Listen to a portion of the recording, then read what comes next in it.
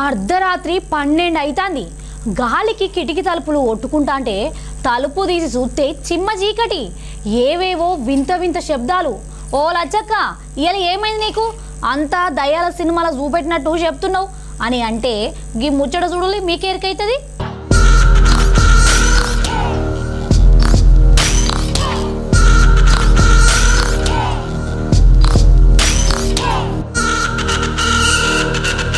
ఇదేం కథరు, అంత దయ్యాల సినిమాలు చూపించినట్టే చూపిస్తారు, అసలు ముచ్చట ఏందని పరిశాన్ అవుతారు కదా. ఇగో ఇది కాకినాడ జిల్లాలో ఉన్న కాండ్రకోట అనే ఊరు. ఈ ఊరికి ఇప్పుడు దయ్యం భయం పట్టుకున్నదట్నుల్లో.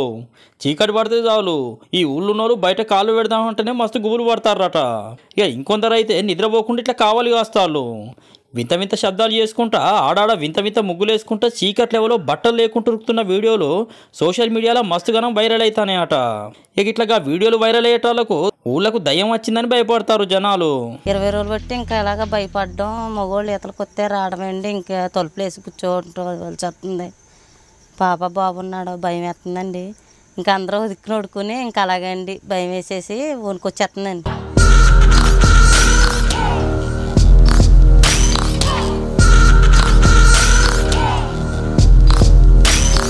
అయితే కొందరు మాత్రం గదంతా ఉత్తముచ్చటే అంటారు. లేనిపోని పుకార్లు ఇప్పుడు మీడియా ఉన్నాయి సార్. ఈ కెమెరాలో ఇందులో ముగ్గులు వేసి చెల్లో పెట్టి ఆడు బుర్ర ఇడికి బుర్ర ఆడికి మీరు ఎరగందేముందే చీపించి లేనిపోని పుకారు చుట్టించి గోడ మీద దూకింది, ఇలా దూకింది, అలా నానా బీభత్సం చేసి సార్ మేము చూసాం. ఇగో అలా ఇలాగని లేని చుట్టించి ఏమని అంటే గొడవలు ఆడినా సిద్ధం. అవి ఇలా భయపడి ఏమీ లేదండి, ఎవరిని గోకినట్లు అసలు ఏముందండి దయ్యం. ఏమండి సార్ మా ఊళ్ళో గ్రామదేవత ఇప్పుడు వచ్చి అలాంటివి లేవు. మన తాతల కాడి నుంచి వాళ్ళు ఇంక వ్యవసాయంలోకి వెళ్ళి ఎప్పుడు చూసిన వాళ్ళు. ఇక ఇంకొందరేమో ఊళ్ళున్న శైతాన్ భవాలని యాగంసుతో చేస్తుర్రు. ఇంకో దిక్కు జన విజ్ఞాన వేదిక జనాలకు దయ్యం గియ్యం ఏం లేదని వివరించే ప్రయత్నం చేస్తోంది. నల్ల ముసుగేసుకుని మా గోడ పక్కన కూర్చున్నాడు, కేకేస్తే పారిపోయాడు. దయ్యం అయితే పారిపోవాల్సిన అవసరం ఏం లేదు, మాయమైపోవాలి. అలాగే పొలంలో ఎక్కడో ఎవరో కూర్చున్నారు, చెట్టు దగ్గర అన్నారు, ఒక కేకైతే వెళ్ళలేదు, 2-3 వెళ్ళేదాడు పారిపోయాడు అంటున్నారు. కొంతమంది ఏమో వీడియోలు చూపిస్తున్నారు, ఏదో బట్టలు లేకుండా వెళ్తున్నాయి.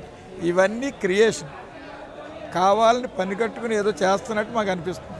ఏం ఆశిస్తున్నారో మాకు తెలియదు, కానీ భయాందోళన గురి చేసి రాత్రులు తిరగకుండా చేస్తున్నారు. ఇక అక్కడ పోలీసులతో జనాల గుంపులను పోగొట్టే ప్రయత్నం చేస్తున్నారు. ఫేక్ వీడియోలు సృష్టిస్తూ కూడా ప్రజలకు విపరీతంగా ఈ మీడియా ద్వారా అట్లాగే చిన్న చిన్న షార్ట్ ఫిల్మ్స్ ద్వారా కూడా విపరీతమైన భయభ్రాంతులు గురవుతున్నారు పబ్లిక్. ఇందులో భాగంగా మేము చాలాసార్లు కూడా రాత్రి మాటలు కూడా మా యొక్క బీడ్ సిబ్బందిని మేము మా ఎస్ఐ గారు కలిపి కూడా గ్రామాల్లో కూడా ఈ తిరగడం కూడా జరిగింది.